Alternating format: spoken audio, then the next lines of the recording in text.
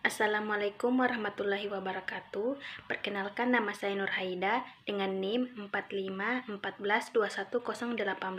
Saya dari kelas A, program studi Pendidikan Geografi angkatan 2021. Pada kesempatan ini, saya akan mempresentasikan materi mata kuliah perkembangan peserta didik, yaitu mengenai karakteristik anak usia sekolah dasar 6-12 tahun. Baik, pada kesempatan ini saya akan mempresentasikan materi mata kuliah perkembangan peserta didik mengenai karakteristik anak usia sekolah dasar 6-12 tahun. Nah, pada materi karakteristik anak usia sekolah dasar 6-12 tahun, ada 4 pokok bahasan yang akan saya jelaskan. Yang pertama, pertumbuhan fisik dan jasmani. Yang kedua, perkembangan intelektual dan emosional. Yang ketiga, perkembangan bahasa. Yang keempat, perkembangan sosial, moral, dan sikap. Yang pertama, pertumbuhan fisik atau jasmani. Nah, di dalam pertumbuhan fisik atau jasmani terbagi menjadi dua. Yang pertama, pertumbuhan. Yang kedua, aspek kesehatan dan kebugaran. Yang pertama, pertumbuhan. Pertumbuhan adalah bertambahnya ukuran dan jumlah sel serta jaringan intraseluler, berarti bertambahnya ukuran fisik dan struktur tubuh sebagian atau keseluruhan, sehingga dapat diukur dengan satuan panjang dan berat. Pertumbuhan terjadi secara simultan dengan perkembangan. Pertumbuhan berfokus pada ukuran dan pematangan berfokus pada kemajuan mencapai ukuran. Nah, yang kedua, aspek kesehatan dan kebugaran.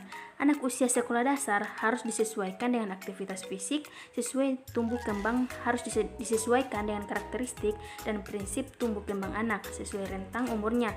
Pada usia sekolah dasar 7 sampai dengan 13 tahun, maka menurut Said Junaidi, jenis olahraga yang sesuai dengan karakteristik tersebut adalah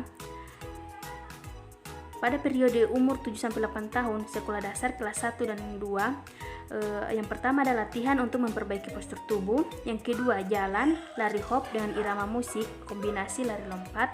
Yang ketiga, gerakan-gerakan membungkuk, melompat, merenggang. Yang keempat, aktivitas otot-otot besar seperti lengan, tungkai, perut, punggung. Dan yang kelima, permainan yang semi aktif. Berikut perkembangan intelektual dan emosional.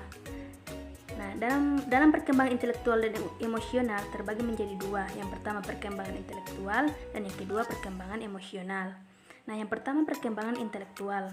Perkembangan adalah prosedur berkelanjutan yang diawali semenjak dalam kandungan sampai dewasa. Perkembangan intelektual berhubungan dengan kemampuan kognitif yang dimiliki individu, yaitu potensi dalam memecahkan masalah dan berpikir. Menurut Rinesti tahun 2010, perkembangan itu diantaranya perkembangan fisik, emosional, sosial, serta intelektual. Perkembangan fisik berkaitan erat dengan perihal fisik, tubuh, emosi sangat berkaitan dengan perasaan, sosial sangat berkaitan dengan alam dan masyarakat sekitarnya, dan intelektualitas berkaitan erat dengan rasa ingin tahu serta kemampuan berpikir.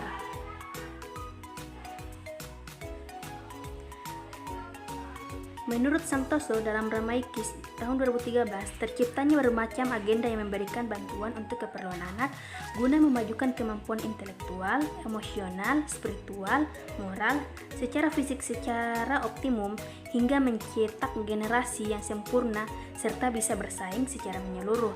Perkembangan intelektual, kecerdasan atau untuk ranah psikologi atau pendidikan diistilahkan dengan perkembangan kognitif. Perkembangan kognitif adalah suatu pengetahuan yang menganalisis aktivitas psikis atau cara kerja keahlian berpikir abstrak individu. Perkembangan intelektual berhubungan dengan kemampuan kognitif seseorang, yaitu kemampuan berpikir dan memecahkan masalah. Aspek kognitif juga dipengaruhi oleh perkembangan sel saraf pusat di otak. Nah, yang kedua itu perkembangan emosi. Istilah emosi berasal dari kata emotus atau emovir atau mencerca, yang berarti sesuatu yang mendorong terhadap sesuatu. Misal, emosi gembira mendorong untuk tertawa, atau dengan perkataan lain, emosi didefinisikan sebagai suatu keadaan gejolak penyesuaian diri yang berasal dari dalam dan melibatkan hampir keseluruhan diri individu. Perkembangan emosi adalah suatu keadaan yang kompleks, dapat berupa perasaan, pikiran yang ditandai oleh perubahan biologis yang muncul dari perilaku seseorang, baik itu berupa nafsu, perasaan, maupun keadaan mental yang tidak terkontrol. Yang berikut, stres. Anak-anak masa kini menghadapi apa yang seharusnya menjadi masalah orang dewasa lebih dini dalam kehidupannya. Tidak seperti anak-anak di generasi lalu yang memiliki banyak waktu untuk bermain setelah pulang sekolah bersama dengan teman-temannya. Anak-anak sekarang sulit untuk mendapatkan waktu seperti itu. Salah satu fenomena menarik ialah semakin mudanya usia penderita stres. Jika beberapa tahun yang lalu, stres lebih banyak dialami oleh usia produktif di atas 20 tahun, kini stres banyak diderita oleh anak usia remaja, bahkan dalam beberapa kasus, anak-anak sekolah dasar diperkirakan telah mengalami stres. Stres pada anak dapat muncul dari tuntutan yang berasal dari lingkungan sekitar seperti orang tua, sekolah, ataupun lingkungan sosial. Sumber stres yang umum dialami oleh usia anak diantaranya, yang pertama mengalami bully atau tekanan dari teman sebaya atau lingkungan sosial, yang kedua mengalami hidup terlantar, yang ketiga menghadapi lingkungan keluarga yang bermasalah, yang keempat hidup dalam keluarga yang mengalami kesulitan finansial, yang kelima tinggal di lingkungan rumah yang tidak aman. Anak-anak yang termasuk di masa perkembangan anak 6-12 tahun umumnya belum bisa memahami dan mengungkapkan apa yang mereka rasakan. Mereka sendiri bahkan tidak sadar kalau yang dialaminya adalah stres. Ada beberapa ciri-ciri stres pada anak, yang diantaranya, yang pertama munculnya perilaku menyimpang atau negatif, yang kedua perubahan nafsu makan pada anak, dan yang ketiga sulit berkonsentrasi dan bersosialisasi. Selanjutnya, perkembangan bahasa. Bahasa merupakan kemampuan untuk berkomunikasi dengan orang lain. Dalam pengertian ini, tercakup semua cara untuk berkomunikasi, di mana pikiran dan perasaan dinyatakan dalam bentuk lambang atau simbol untuk mengungkapkan sesuatu pengertian, seperti dengan menggunakan lisan, tulisan, isyarat, bilangan, lukisan, dan mimik muka. Perkembangan bahasa terkait dengan perkembangan kognitif, yang berarti faktor intelijensi sangat berpengaruh terhadap perkembangan kemampuan berbahasa. Menurut Yusi Riksa tahun 2009, perkembangan bahasa dipengaruhi oleh beberapa faktor, diantaranya yang pertama kesehatan, yang kedua intelijensi, yang ketiga status sosial ekonomi, yang keempat jenis kelamin, yang kelima hubungan keluarga, dan yang keenam akses komunikasi. Selanjutnya perkembangan sosial, moral, dan sikap. Nah, dalam perkembangan sosial, moral, dan sikap terbagi menjadi tiga. Yang pertama perkembangan sosial, yang kedua perkembangan moral, dan yang ketiga perkembangan sikap. Nah, yang pertama perkembangan sosial. Perkembangan sosial adalah proses saat anak belajar berinteraksi atau bersosialisasi dengan orang lain yang ada di sekitarnya. Perkembangan sosial biasanya merujuk pada bagaimana seseorang anak mengenal dan bersahabat dengan teman-temannya. Selain itu, perkembangan sosial yang baik juga membuat anak mampu menangani konflik dengan teman-temannya. Kemampuan sosial bagi anak penting untuk berkembang dengan baik karena dapat mempengaruhi kemampuan anak di sisi lainnya, termasuk kognitif dan emosi. Bahkan, kemampuan sosial anak yang berkembang dengan baik membantu menumbuhkan empati di dalam dirinya. Selanjutnya, perkembangan moral dan sikap.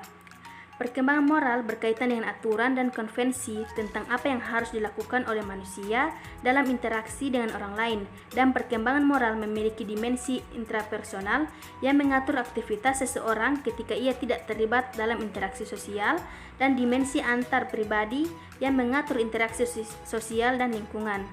Pada saat anak telah memasuki sekolah dasar, anak-anak serius mulai mengekspresikan ide lebih objektif keadilan. Sekolah dasar sebagai tempat pendidikan formal yang pertama memegang peranan penting dalam memperbaiki dan membina moral anak didik.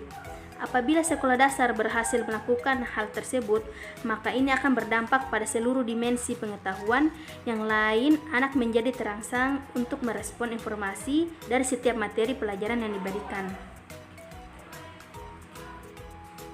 Perkembangan sikap anak mulai terbentuk pada saat anak belajar. Orang tua harus memperhatikan perkembangan anak dari sisi psikologinya juga. Pada tahap ini, peran orang tua sangat penting. Maka dari itu, orang tua wajib menjaga sikap dan tutur kata saat di rumah atau di luar rumah ketika sedang bersama sang buah. Karena pada tahap ini, anak sedang belajar dan meniru sikap kedua orang tuanya. Hampir semua ucapannya atau sikap dari orang tua sang anak akan meniru atau menyerapnya secara tidak langsung, dapat mempengaruhi perkembangan sikap sang anak. Lingkungan terdekat juga dapat mempengaruhi perkembangan sikap sang anak, karena anak dapat meniru ucapan orang terdekat yang sering terdengar. Walaupun orang tua sudah menjaga dengan baik, namun faktor lingkungan juga sangat berperan penting. Ketika anak mulai sekolah dan bermain di sekitaran rumah, anak-anak kita pasti akan mendapat kata-kata yang baru, entah itu bagus atau tidak. Baik, terima kasih. Itulah pemaparan materi dari saya. Mohon maaf apabila ada kekurangan dan kesalahan-kesalahan kata dari saya. Cukup sekian. Wabillahi taufiq wal hidayah. Wassalamualaikum warahmatullahi wabarakatuh.